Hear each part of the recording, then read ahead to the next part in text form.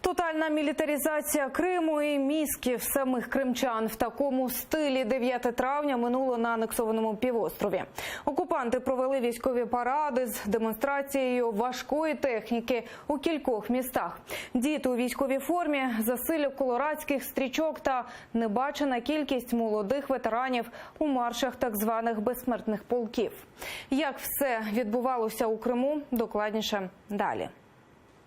Це Севастополь – оплот руського міра окупантів в Криму. Цьогорічний військовий парад до 9 травня тут попри дощ провели з розмахом, який може конкурувати із московським дійством. В дусі тотальної мілітаризації півострова запустили й військову техніку з радянськими прапорами і символікою. Для гучнішого брязкання зброєю з Росії до окупованого Криму спеціально привезли нові пускові установки з зенітно-ракетного комплексу протиповітряної оборони С-400 «Тріумф». А це вже Сімферополь. Тут окупанти теж вивели на центральний проспект Кірова важке озброєння. Машини реактивного залпового вогню «Град», гаубиці, ракетні комплекси, зенітні установки. Все, щоб показати, вкрадений півострів просто таки нашпигований зброєю.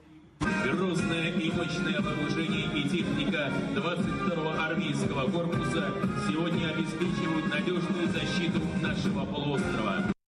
Військовий парад окупанти провели і в Керчі. Його супроводжували безпрецедентні заходи безпеки. Вулиця Кірова була очеплена силовиками. Людей туди пропускали через металошукачі і перевіряли вміст пакетів і рюкзаків. Російська зброя, радянська символіка – все як під копірку. Також, як і в інших містах, тут пройшлися так звані юнармійці – підлітки у військовій формі. Майже в кожному місті окупованого Криму за російською модою провели й костюмовані марші так званого безсмертного полку. Діти у військовій формі, обвішані медалями й орденами, чоловіки передпенсійного або ледь пенсійного віку і засилля георгіївських стрічок. Вдягати їх бюджетників і навіть дітей часто примушували. Особенно это в городе Симферополе проходило. Родителям учеников сказали, что в понедельник необходимо принести ленточки георгиевские, и, соответственно, должна быть отработка, там, участие на параде и так далее. В большинстве своем крымскотатарские дети, конечно же, не принесли данные ленточки. А от студентам і викладачам Кримського інженерно-педагогічного університету розіслали повідомлення про обов'язкову участь у параді до 9 травня.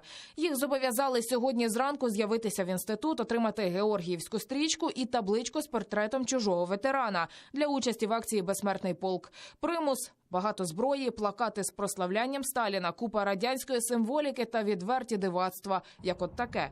Авто з гарматою на даху. Так в Криму минув цей день перемоги. Реана Алієва, Заман, АТР.